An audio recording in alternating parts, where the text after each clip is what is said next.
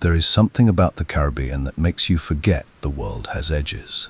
The water there holds a particular kind of blue, not the cold steel gray of the North Atlantic, not the murky brown of a river delta, but something warm and almost luminous, as though the light doesn't simply reflect off the surface, but passes through it entirely, borrowing color from the coral and the sand and the sky all at once. It is the kind of sea that invites you to stay. And for centuries, it invited people who had nowhere else to go. Pirates understood this. They understood it in ways that merchants and naval officers and colonial governors perhaps never quite could. The Caribbean was not merely a place of trade routes and sugar plantations and territorial claims. It was, for a time, something far stranger and more interesting than any of that. It was a world without a flaw, a place where the usual rules of civilization had loosened their grip, where a man with nothing could still, if he was bold enough, become something, where a woman, in rare and remarkable cases, could do the same. But by the early decades of the 18th century, that world was ending. The great age of Caribbean piracy, what historians sometimes call the Golden Age, had flourished roughly between 1650 and 730. It was an era that produced names the world has never quite forgotten. Blackbeard, whose real name was Edward Teach, a man who reportedly tied burning fuses into his beard before battle, so that he appeared to his enemies to be literally smoking with fury. Bartholomew Roberts, known as Black Bart, who captured over 400 vessels in his career, and dressed for each engagement in crimson silk. Anne Bonny and Mary Read, two women who fought alongside men and were by most accounts more fearless than most of them. Calico Jack Rackham, whose skull and crossbones flag became the image the whole world would eventually associate with piracy itself. These are the figures, and they matter deeply to this story. But this documentary is not simply about who they were.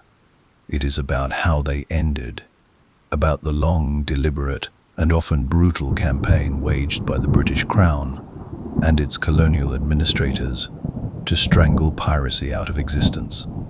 It is about the gallows that rose on the beaches of Nassau and Port Royal and Charlestown, about the bodies left hanging in iron cages over harbor mouths as warnings to those who still sailed under the black flag, about the trials that were, in many cases, little more than theater, swift, predetermined, and final. It is about the moment when the Caribbean stopped being a frontier and became, instead, simply a possession. The man most responsible for that transformation was a British naval officer named Woodes Rogers. He arrived in Nassau in 1718, appointed as the first royal governor of the Bahamas, with a fleet of warships, a royal pardon in one hand, and the absolute intention to make an example of anyone who refused it. His arrival marked a turning point so decisive that historians still use it as a kind of dividing line. Before Woodes Rogers, chaos, freedom, and the Golden Age. After Woodes Rogers, order, empire, and the gallows. His chosen motto, which he carried with him and had inscribed, eventually, into the official seal of the Bahamas, was Expulsus Piratis, Restituta Commercia. Before we continue, if these stories have become part of your nights, consider subscribing to the channel as we prepare another story for you. Thank you, and enjoy the rest of the story. Pirates expelled, commerce restored. 4 words that told you everything you needed to know about what the British Empire believed the Caribbean was actually for. But Rogers did not work alone, and the pirates did not give up quietly. In the years that followed his arrival, there were confrontations and chases across open water. There were trials in Nassau and in London and in ports up and down the colonial coastline. There were men who accepted the pardon and tried, genuinely, to return to ordinary life. And men who laughed at it and sailed away and were hunted down and killed. There were last words spoken from the gallows that were defiant, and last words that were frightened, and last words that were, reportedly, almost unbearably calm. There were, in the end, Executions that did not merely end individual lives, but ended an entire way of living. This is the story of those executions, of the men who carried them out, and the men and women who faced them, of the places where they happened. The swaying docks of Nassau, the salt air of Port Royal, the harbour at Charlestown, where Spanish moss hangs from the live oaks all the way down to the water's edge. It is not a story about villains, nor, exactly, is it a story about heroes. It is something quieter and more complicated than either of those things. It is a story about the end of a world, and it begins, as so many Caribbean stories do, with the sea. Long before Woodes Rogers ever set foot in the Bahamas, before the warships and the pardons and the gallows, there was Nassau. And Nassau, in the first 2 decades of the 18th century, was unlike any other place on earth. To understand what it was, you have to first understand what it had been. And what it had been, for most of its colonial life, was a disappointment. The island of New Providence, on which Nassau sat, was not particularly fertile. It had no great rivers, no abundant timber, no obvious natural wealth that would have made any European power desperate to possess it. The Spanish had claimed it and largely ignored it. The English had settled it and struggled to hold it. Successive raids and counter-raids had left the town itself, if it could be called a town, a scattered collection of timber buildings, broken fortifications, and exhausted colonists who had very little reason to feel optimistic about the future. By around 1730, the English colonial government had essentially collapsed. There was no effective governor. There was no functioning court. There were no soldiers to speak of, and the fort that was meant to defend the harbour had fallen into such disrepair that it offered protection to no one. What Nassau had instead was a harbour, and what a harbour it was. Deep enough for large vessels, sheltered from Atlantic swells, and positioned almost perfectly at the crossroads of the shipping lanes that connected Britain, Spain, the American colonies, and the sugar islands of the Caribbean. Every merchant ship that moved between these worlds passed, at some point, within striking distance of New Providence. To a pirate, the geography of Nassau was not a disappointment at all. It was a gift. They began arriving in numbers somewhere around 1715, following the spectacular wreck of a Spanish treasure fleet off the coast of Florida, a disaster that scattered gold and silver across the seafloor and sent hundreds of sailors to their deaths, but also sent hundreds of opportunistic salvagers racing to the site. Many of those men had already been living on the margins of legality for years, former privateers whose wartime commissions had expired when the War of the Spanish Succession ended in 1730, and who now found themselves with naval skills, weapons, and no legitimate employer. Among the first to arrive, and among the most important, was a man named Benjamin Hornigold. Hornigold is not the most famous name in the golden age of piracy, and that is largely because he made a choice later in his life that the pirate mythology has always found difficult to celebrate. But in the founding years of what would become known as the Pirate Republic of Nassau, he was indispensable. He understood tactics, he understood the harbour, he understood how to organize men who were, by their very nature, difficult to organize, and he extended his protection and his mentorship to younger, more ambitious captains who were just beginning to find their footing. One of those captains was Edward Teach, Blackbeard. The name alone has a kind of gravity to it, even now, 3 centuries removed from the man himself.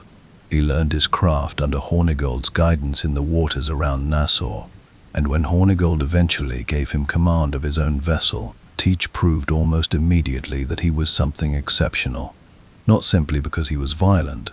Violence was common enough among pirates, but because he understood the theater of it.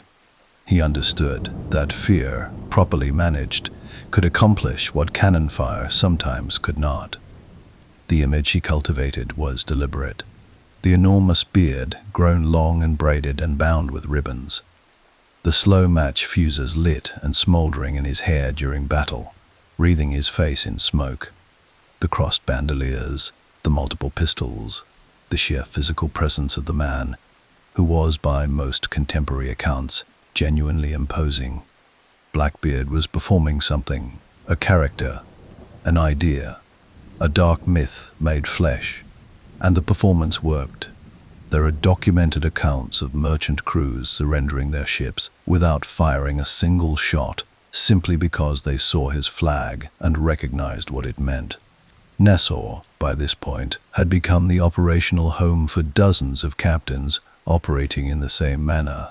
The harbor at any given time might hold 10, 15, 20 pirate vessels, their crews intermixing freely on shore, trading information about patrol routes and merchant schedules, drinking in the taverns that had sprung up along the waterfront to serve them. At its peak, historians estimate that somewhere between 1,000 and 2,000 pirates were based at Nassau, a staggering number for a settlement that had, just years before, been barely inhabited at all. The question of governance was an interesting one. The pirates of Nassau did not think of themselves, for the most part, as ungoverned. They had their own codes, written articles that each crew member signed before a voyage, detailing the division of prizes, the compensation for injuries, the rules of conduct aboard ship. These were not the rules of kings or parliaments, but they were rules nonetheless, and they were taken seriously. A pirate captain who violated his own articles risked something he could not afford to lose: the loyalty of his crew. There was also, in Nassau, a rough social contract of a different kind. The town offered shelter, supplies, and companionship to anyone who arrived there, regardless of nationality or background. Former slaves, who had escaped the plantations, found refuge alongside English sailors and Dutch merchants and French buccaneers. It was not a utopia. It was loud and often brutal, and life there was genuinely precarious. But it was, by the standards of the early 18th century, a strangely egalitarian place. The historian Marcus Rediker has written compellingly about the degree to which pirate crews of this period organized themselves along democratic lines that had no parallel anywhere in the conventional world around them. Captains were elected, decisions were made collectively, plunder was divided according to agreed-upon shares, with ordinary crew members receiving portions that bore no resemblance to the grinding inequality of naval service or merchant shipping. All of this made Nassau both fascinating and deeply threatening to the colonial powers surrounding it. It was not simply the theft that worried London, it was the idea, a community of thousands, operating outside royal authority, demonstrating, however imperfectly, however violently, that another way of organizing human life was possible, that men with nothing could build something, that the rules that kept the empire functioning, the rules about property and hierarchy and legitimate authority, could simply be disregarded by anyone bold enough to sail beyond the horizon. That, more than any individual act of piracy, was what demanded a response. The response came in the form of two documents. The first was the Act for the More Effectual Suppression of Piracy, passed by the British Parliament in 1707, which dramatically expanded the legal machinery available to prosecute pirates. Under the old system, piracy trials had to be conducted in England, which made prosecution slow, expensive, and uncertain. The new Act allowed admiralty courts to be convened anywhere in the colonies, with the power to try and execute pirates on the spot. It was a significant change, and it was designed specifically with Nassau in mind. The second document was a royal proclamation issued by King George I, offering a general pardon to any pirate who surrendered within a specified window of time. The pardon was not unconditional. Those who accepted it had to give up piracy entirely. But it was genuine, and it was deliberately generous. The Crown understood that it could not simply kill its way out of the problem. There were too many pirates spread across too much ocean. The pardon was a wedge, an attempt to split the community of Nassau by offering its members an exit that was more attractive than continued resistance. Woods. Rogers was appointed to deliver both of these instruments in person. He arrived in Nassau on the 27th of July, 1718, and the scene that greeted him must have been extraordinary. Some of the pirates anchored in the harbor had already decided to accept the pardon and came out to meet his fleet with something like relief. Others had slipped away in the preceding days, unwilling to surrender and wise enough not to fight. And a small number, the ones who would, in the months and years to come, define the final chapter of the Golden Age, had remained, openly defiant, watching the warships enter the harbor with no intention of submitting to anyone. Among those who had already fled was Charles Vane, one of the most stubbornly uncompromising pirates of the era, who had sailed out of Nassau flying a black flag and firing a broadside at Rogers' fleet, a gesture that was either spectacularly brave or spectacularly foolish, depending on your perspective. Vane would be captured eventually. They nearly all were, in the end, but not before he had made his contempt for royal authority as visible as he possibly could. Nassau, on that July morning in 1718, stood at a hinge point. The Republic was not yet dead, but it was, from the moment Rogers dropped anchor, dying. The gallows that would be built on its shore were already, in a sense, already under construction. What remained now was only the question of who would hang from them, and when. The sea does not hide things forever. This is something every pirate who had ever outrun a naval vessel understood. Somewhere beneath the confidence and the bravado and the rum, the ocean is vast, yes, incomprehensibly so, to a person standing on a dock watching a ship dissolve into the horizon. But it is also, paradoxically, a place of very few roads. Ships follow winds, winds follow seasons. Seasons are predictable. And the men who hunted pirates in the years following Woodes Rogers' arrival in Nassau understood this as well as anyone alive. The Golden Age was not going to end all at once. It was going to end ship by ship, captain by captain, in engagements scattered across thousands of miles of open water, some of them brief and violent, some of them almost anticlimactic, and some of them so dramatic that they have been retold in books and ballads, and eventually films for 300 years without losing any of their essential power. It began, in earnest, with Blackbeard. Edward Teach had not accepted the pardon.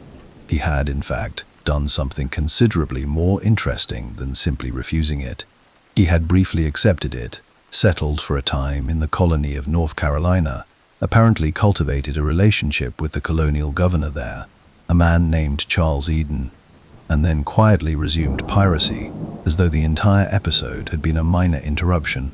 Whether Governor Eden was complicit in this arrangement, or simply negligent, or genuinely deceived, has been debated by historians ever since. What is not debated is that by the autumn of 1718, Blackbeard was operating again out of the shallow inlets and river mouths of the North Carolina coast, and that the merchants of the region were furious. The man who decided to do something about it was not a naval officer from London. He was Alexander Spotswood, the governor of Virginia, a colony adjacent to North Carolina, and one whose merchants were suffering alongside everyone else's. Spotswood was energetic, ambitious, and possessed of a particular impatience for what he regarded as the lawlessness just south of his border. He could not send soldiers into another governor's territory, but he could send ships into open water. He dispatched 2 small sloops, the Jane and the Ranger, under the command of a Royal Navy lieutenant named Robert Maynard. Maynard was not a famous man before this assignment. He would become one. The encounter took place on the morning of the 22nd of November, 1718, in a narrow channel called Ocracoke Inlet off the coast of the Outer Banks of North Carolina. Blackbeard was anchored there with a single vessel, the Adventure, and a crew that had been reduced by desertion and shore leave to somewhere around 20 men. Maynard's force was larger, but his ships were lightly armed. The shallowness of the inlet had made it impossible to bring heavily gunned vessels. What followed was therefore not a comfortable long-range artillery duel. It was close, brutal, and decided by hand. The early exchange of cannon fire was devastating for Maynard's side.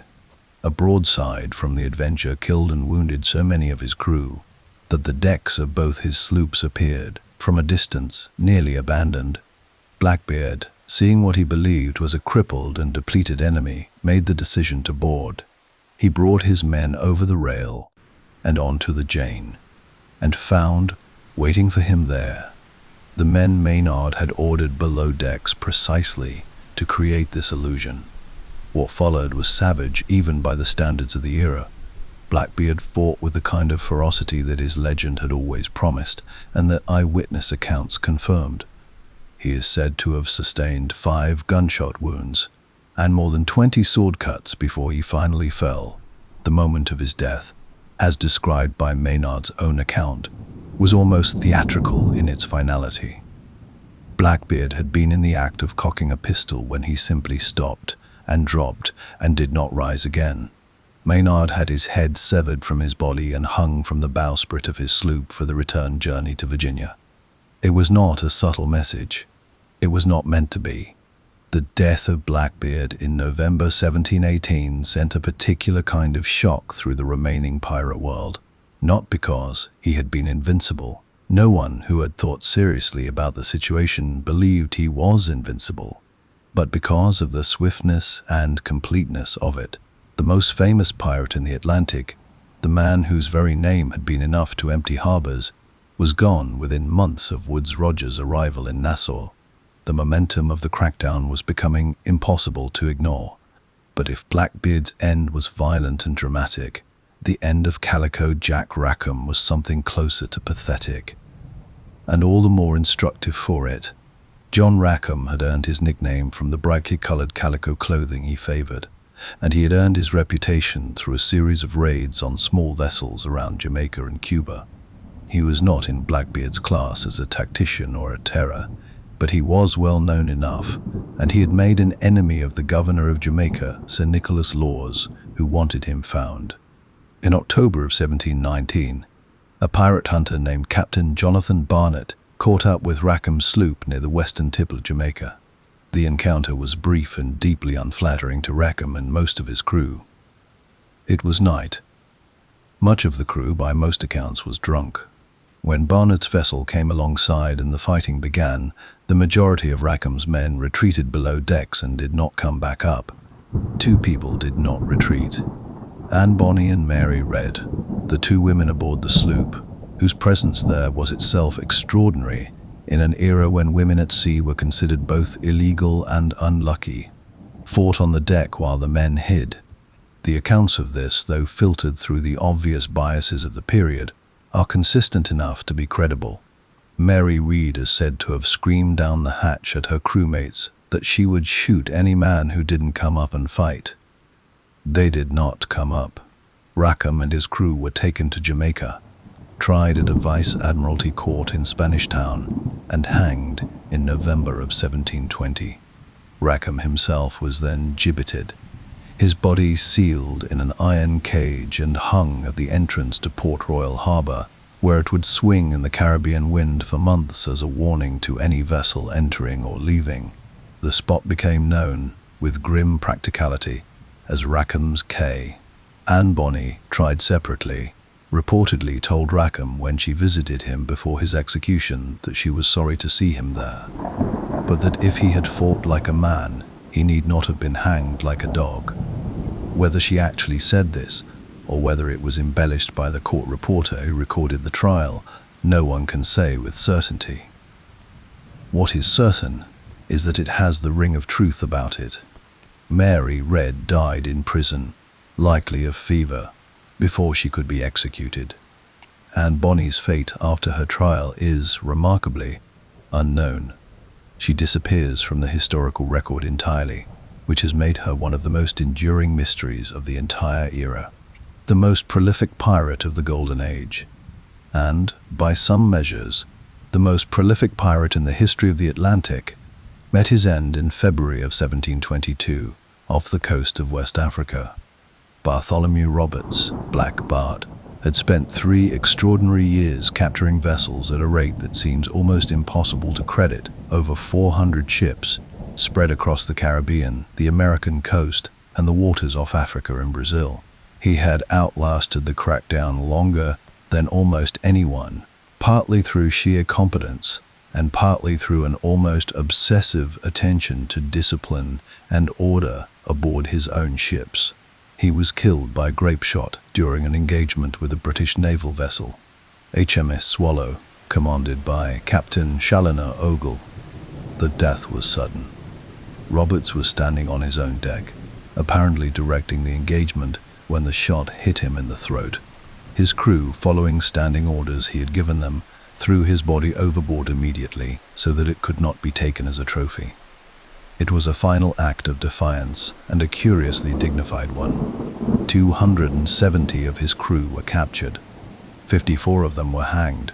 The trials that followed Roberts' death were among the largest piracy proceedings ever conducted, and they illuminate, more clearly than almost any other event of the period, exactly how the colonial legal machinery that Woodes Rogers and the British Parliament had built was designed to function. Swift, certain, public, the bodies of the executed were distributed along the West African coast at intervals, displayed in gibbet cages at prominent points where passing sailors could not help but see them. The message by now was the same everywhere it was delivered. The sea had edges after all, and the men who had forgotten that were running out of time to remember. There is a particular quality of silence that settles over a courtroom just before a verdict is read. Anyone who has sat in one knows it. The way the air seems to thicken, the way every small sound, a chair shifting, a breath drawn, the distant cry of a gull through an open window, becomes suddenly, absurdly audible. It is a silence that contains everything, the weight of what has already been said and the weight of what is about to be. In the Vice Admiralty courts of the Caribbean and the American colonies in the early 18th century, that silence must have carried an additional quality, because in those rooms, in those years, the verdict was almost never in doubt.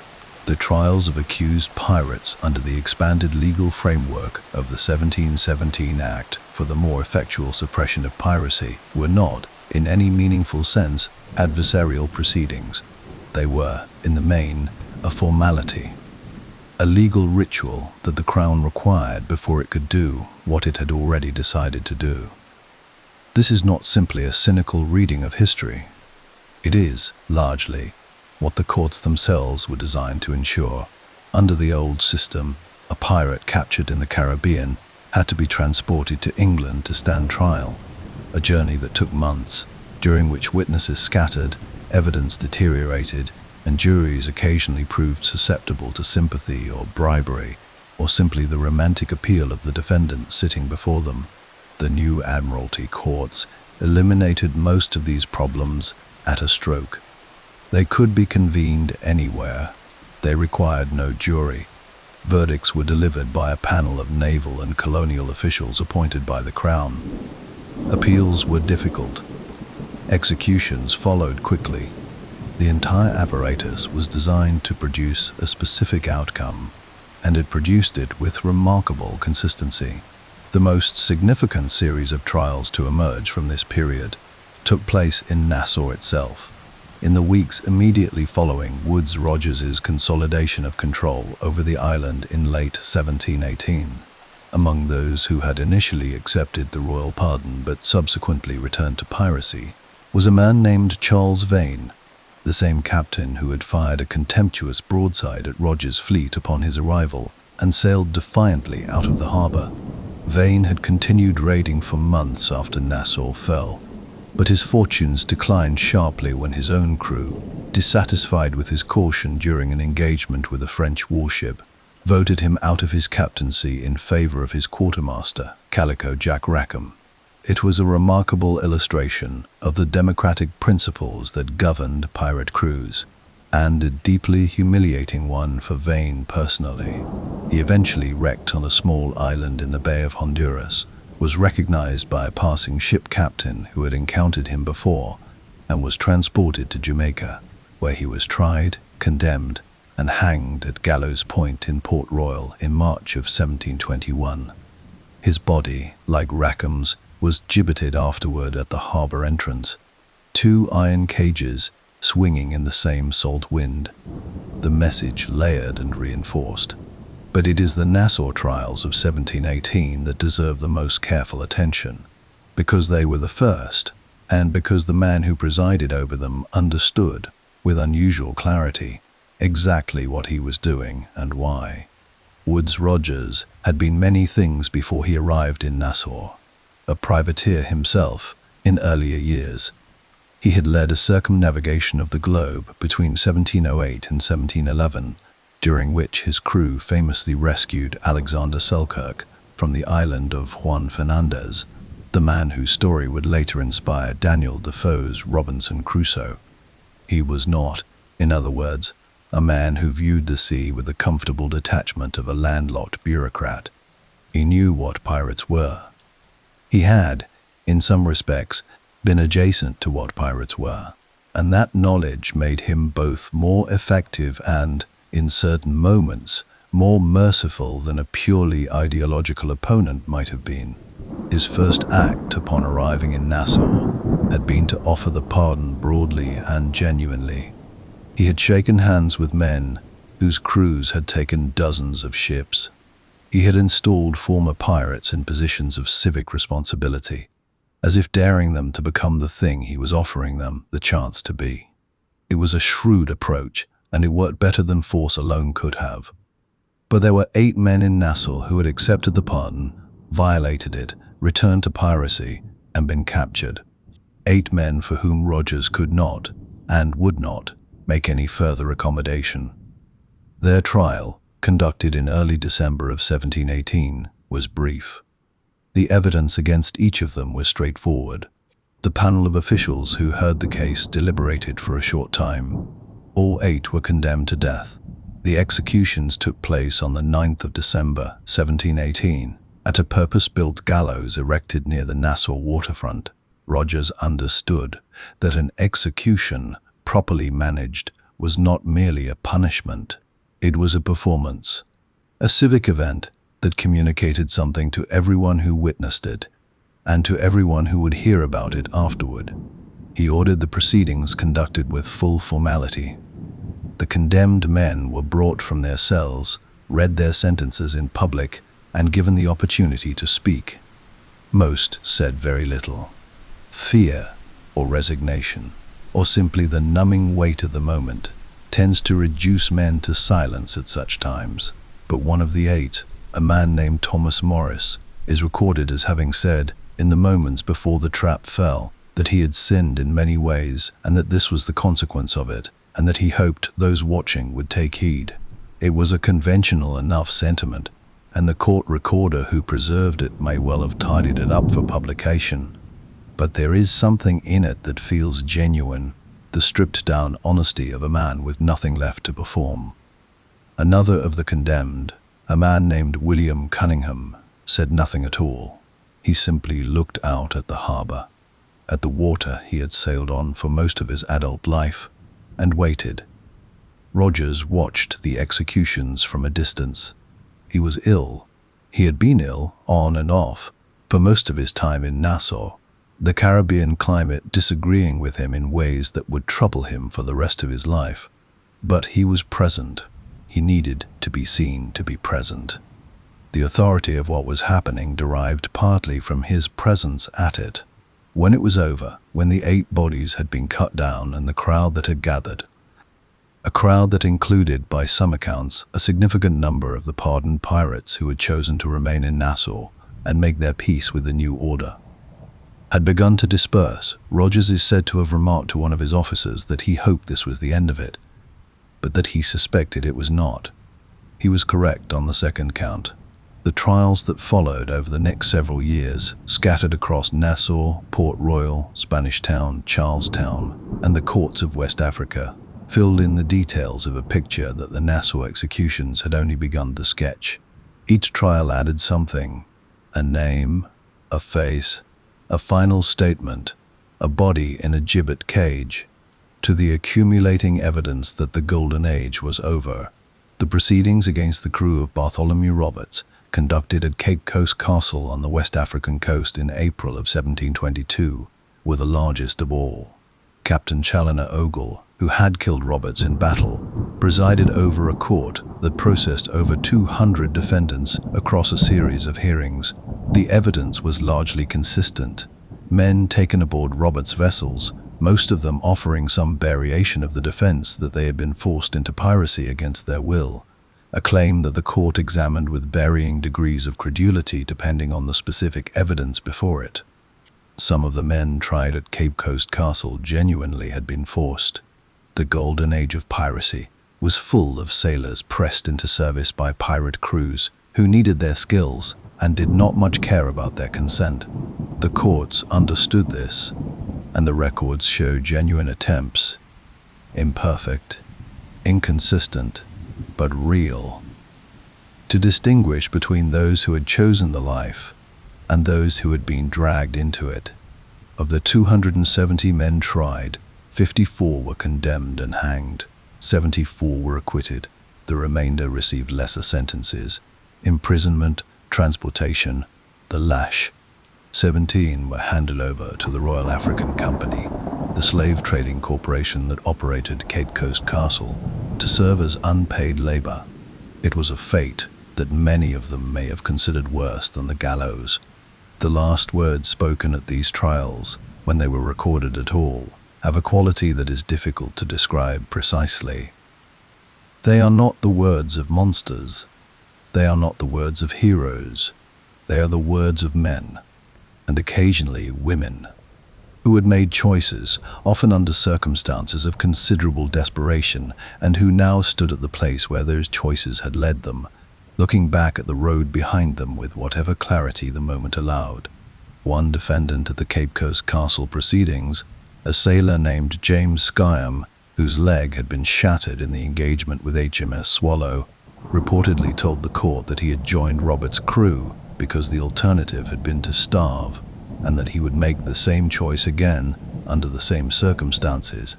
The court found this answer unsatisfying. They hanged him anyway.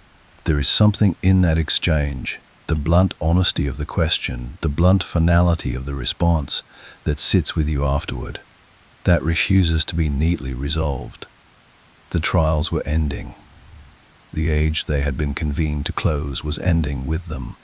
But the gallows and the silence that preceded them still had a little more work to do. There is a particular cruelty in the gibbet that goes beyond the execution itself. The hanging was swift, or at least it was meant to be. A matter of minutes in most cases, the drop, the rope, the sudden terrible stillness. It was brutal, but it was finite. What came after was something different in kind, something that the colonial authorities of the early 18th century had thought about carefully and deployed with deliberate intention. A gibbet cage was an iron framework, shaped roughly to the dimensions of a human body, constructed by a blacksmith to order, and fitted around the corpse of the condemned after death. It was hung from a post or a beam at a prominent location, a harbor entrance, a headland, a busy stretch of coastline, and left there for months, sometimes for years, until the elements and the wildlife had done their slow, patient work, and what remained inside the cage was no longer recognizable as the person it had once contained. The purpose was not punishment. The condemned man was already dead. He was beyond punishment in any conventional sense. The purpose was communication. The gibbet was a message written in the most visceral possible language, addressed to every sailor who entered a harbor, every merchant who passed a headland, every young man on a dock somewhere who had been quietly entertaining romantic ideas about the freedom of a life under the black flag. it said, with a clarity that no proclamation or printed broadside could quite match. This is where that road ends. Not in glory, not in legend, in iron and rot and the indifferent attention of seabirds. The British colonial authorities of the Caribbean understood the semiotics of this with sophisticated precision. The placement of each gibbet was not arbitrary. Rackham's cage at the entrance to Port Royal Harbour was hung where every vessel entering Jamaica's most important port would pass directly beneath it. The cages erected along the West African coast after the Roberts trials were positioned at the points most frequented by Atlantic shipping. Each one was a coordinate on a map of warning, a system of grim signposts marking the boundaries of the world that the Crown was trying to reassert. And yet the gibbet cages did something else as well, something that the authorities who commissioned them almost certainly did not intend. They made the men inside them permanent. They kept them present, long after a hanged pirate's name might have faded from public memory. The cage containing his remains continued to swing at the harbour mouth, continued to draw the eye, continued to prompt questions from anyone who passed beneath it and did not already know the story. In this sense, the gibbet was not only an ending, it was, paradoxically, a kind of preservation. The cage that contained the remains of William Fly is a useful example. Fly was, in many respects, an unremarkable pirate. His career was brief, his captures relatively few, his tactical achievements modest at best.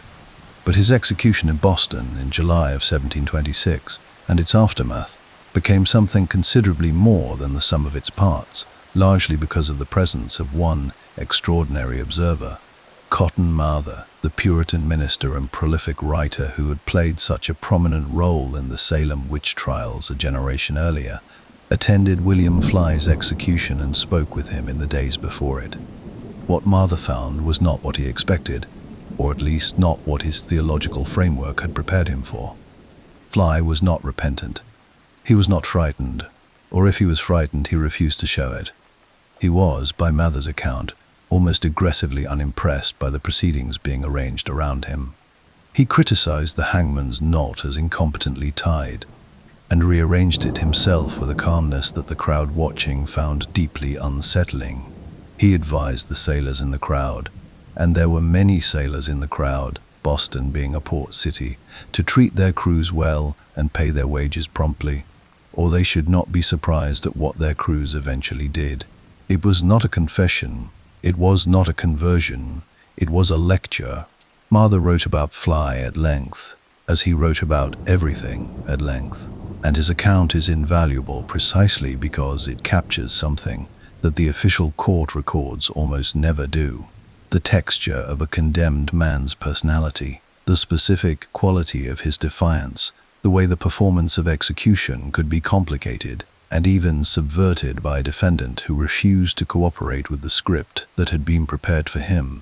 Fly's body was gibbeted on an island in Boston Harbor after his execution, where it remained visible from the shipping lanes for an extended period. The message the authorities intended was the standard one, but what the sailors who passed that island actually thought when they looked at the cage, whether they thought of warning or of the man inside it who had rearranged his own noose with steady hands and told the world to treat its sailors better, is something the historical record cannot tell us. It is one of the more interesting silences in this entire story. The last significant piracy executions of the Caribbean era occurred not in a dramatic naval battle or a packed courtroom, but in a series of quieter, more dispersed proceedings that stretched through the late 1720s and into the 1730s. By this point, the great captains were gone. Blackbeard, Roberts, Rackham, Vane, Hornigold, who had died in a hurricane in 1709, a fate that had the quality of a myth about it, as though the sea itself had administered his sentence. The men being tried and hanged in these later years were smaller figures, crew members, minor captains, men who had persisted in the trade long after it had become almost impossibly dangerous to do so, out of desperation or habit, or simply a failure to imagine any other life.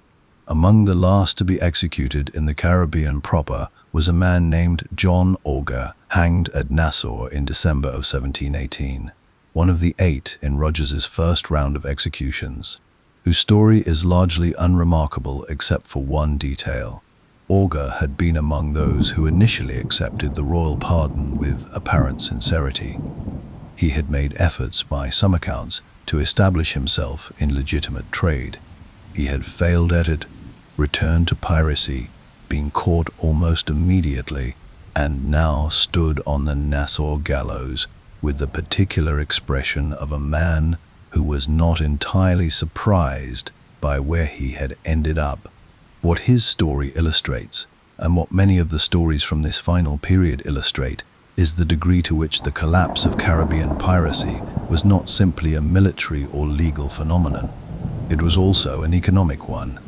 The pardon that Rogers offered was genuine, but what it offered beyond the cessation of legal jeopardy was very little. Former pirates who accepted it found themselves in colonial ports with no money, no connections, no trade, and no obvious means of making a living in a colonial economy that had very limited use for men whose primary skills were nautical violence and the management of prize goods. The world that might have absorbed them, the world of privateering, of semi-legal maritime enterprise, of the blurred boundaries between commerce and trade that had existed for most of the previous century, was contracting rapidly. The European powers were making peace with each other with increasing frequency, which meant the commissions that turned pirates into legal privateers were becoming rarer. The naval presence in Caribbean waters was growing. The admiralty courts were functioning. The gibbet cages were swinging at every major harbor entrance. The economics of piracy had simply stopped working. And so the men who could not, or would not, make the transition to legitimate life found themselves in a narrowing corridor with fewer options at every turn, until the options ran out entirely, and they stood in a courtroom waiting for a panel of Crown officials to confirm what everyone in the room already knew. Woodes Rogers himself lived to see most of this through, though not without considerable personal cost. His tenure as governor of Nassau was interrupted by financial difficulties. He had funded much of the Nassau expedition himself and received inadequate reimbursement from the Crown, and he was forced to return to England for a period, during which Nassau slipped back toward disorder with a speed that illustrated exactly how much his personal presence had mattered. He returned for a second term as governor in 1729, older and more worn, and continued the work of consolidating the colony until his death in Nassau in 1732. He died, as he had lived for most of his adult life, at the edge of the ocean. The colony he had pacified survived him and eventually flourished. The motto he had carried, Expulsus, Piratus, Restituta Commercia, remained on the Bahamian seal for centuries, a 4-word summary of everything his governorship had meant to accomplish. Pirates expelled, commerce restored. It was accurate as far as it went, but it was also, like most official summaries of complicated human events, a vast simplification. What had been expelled was not merely a criminal enterprise. It was a culture, a way of living on the margins that had attracted, for several extraordinary decades, thousands of people who found the margins preferable to the center. Escaped slaves, destitute sailors, dispossessed veterans, women who had nowhere else to go and nothing left to lose. They had built something in Nassau and on the decks of their ships that was imperfect and violent and temporary, but that was also, in its strange way, genuinely theirs. The gibbet cages that swung at the harbor mouths were meant to mark the end of that, and in the most literal sense, they did. But the cages also did something unintended. They marked the location. They said, here, at this spot, something happened that was worth the considerable trouble and expense of making an example of. Here, men lived in ways that frightened the most powerful empire in the world, enough to send warships and governors and admiralty courts and iron cages to put a stop to it. That is not nothing. In the years and decades after the last executions, the story of the Golden Age began its second life, the life it has lived ever since. In books and ballads, and eventually every other medium, the world has invented for the telling of stories. Blackbeard grew larger in death than he had ever been in life.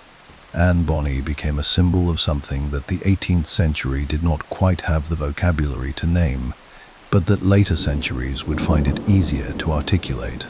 Bartholomew Roberts, the most successful pirate in Atlantic history, settled into a quieter corner of the mythology, perhaps because his story resisted the romantic simplifications that the others more easily accommodated, and the Caribbean itself continued, as it always had, to hold its particular blue light and its warm water and its sense of edges dissolving. The cages rusted. The bones within them went to dust. The harbor entrances where they had hung became, in time, simply harbor entrances again, busy with legitimate commerce, with the daily traffic of an empire that had gotten what it wanted.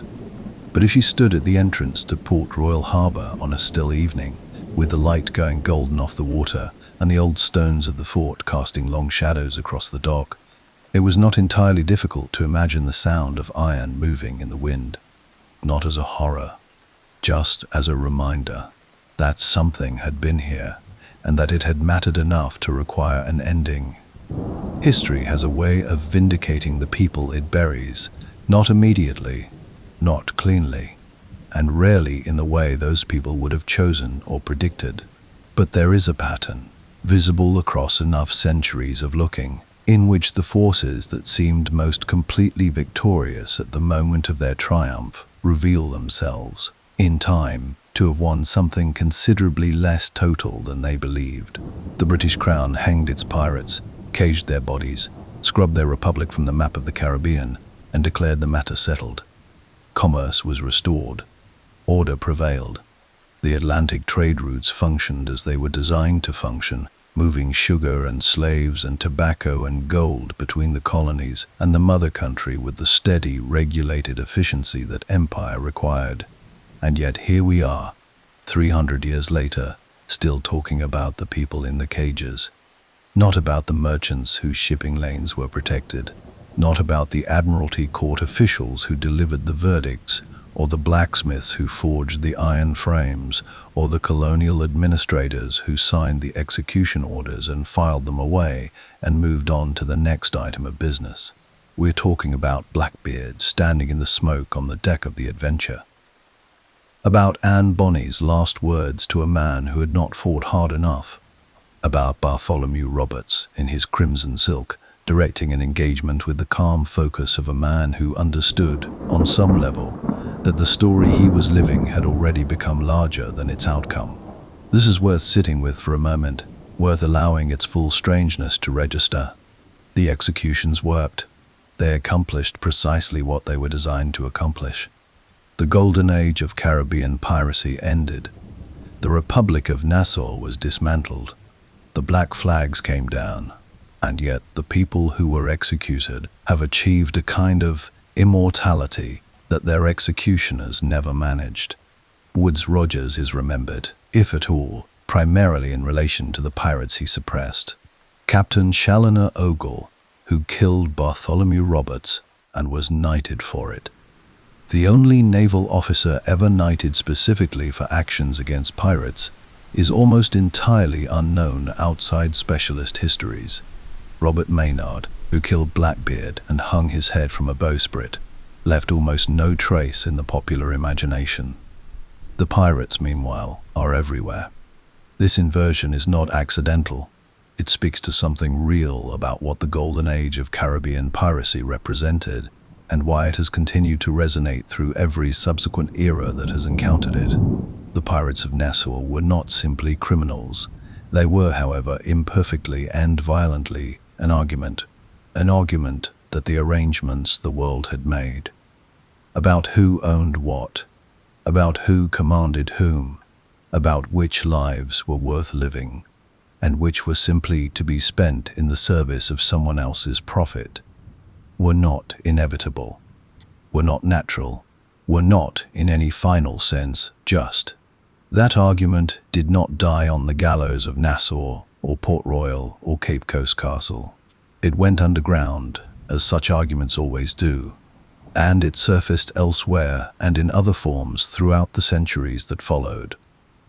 In the labor movements of the 19th century, in the anti-colonial struggles of the 20th, in every subsequent moment when people with nothing decided that the rules written by people with everything did not have to be the last word.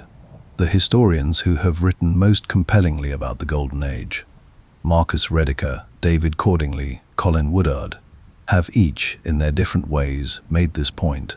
The democratic organization of pirate crews, the relative racial inclusivity of many pirate ships in an era of brutal racial hierarchy, the rudimentary social contracts that pirates drew up and signed, and sometimes actually honored, these were not coincidences or romantic accidents. They were responses, however rough and imperfect, to conditions of profound inequality. People who have been given nothing by the existing order have very little reason to respect it.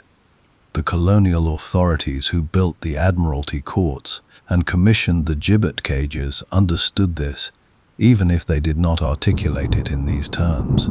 The severity of the response to Caribbean piracy, its speed, its consistency, its deliberate theatricality, was proportionate not merely to the economic damage pirates caused, which was real but manageable, but to the idea they represented, which was considerably more threatening. An empire could absorb the loss of merchant vessels. It could not easily absorb the spectacle of thousands of people demonstrating, on a daily basis, that its authority was optional. And so the cages, and so the gallows, and so the bodies displayed at harbor mouths until there was nothing left of them but iron and memory. What those executions purchased in the end was time. The Atlantic order that the suppression of piracy helped to secure, the orderly movement of ships and goods, and, it must be said, enslaved people between the nodes of the British Empire, endured for another century and a half before it began to come apart under pressures that made Caribbean piracy look modest by comparison. The argument that the pirates had been making did not go away. It simply waited. There is one final detail from this history that deserves to be carried out of the documentary and into whatever quiet space you occupy as you listen to these last words. In 1729, when Woodes Rogers returned to Nassau for his second term as governor, he found the colony in a state of partial disorder. Yes, but he also found something else. He found that many of the men who had accepted the royal pardon a decade earlier were still there, still living in Nassau, still fishing, trading, working the docks, raising families in the same sun-bleached town where the Republic had once operated, former pirates, living ordinary lives, growing old in the place where their extraordinary and dangerous youth had played out. They had made the transition that men like John Auger had failed to make. They had found a way to become something other than what they had been. We do not know their names, most of them. The historical record has no use for men who stopped doing interesting things, but they were there, in the background of the Nassau that Rogers governed, in the market, in the taverns, watching the ships come and go from the harbor where the gallows had once stood, where their friends and former captains had once swung in the salt air. What they thought about, in quiet moments, we cannot say. Perhaps the sea, perhaps the years when it had seemed, briefly and improbably, like the world had no edges after all. Perhaps nothing so poetic as that. Perhaps just the ordinary texture of living. The heat, the work, the specific quality of the Caribbean light in the late afternoon, when it comes low across the water and turns everything it touches to gold. The last pirate executions of the Caribbean did not end a story. They ended a chapter. The story about freedom and authority, about who makes the rules and who lives by them, about the strange persistence of people who refuse to accept the world entirely as they find it. That story has never really stopped. It is still being written, and the sea, as it always has, remembers everything.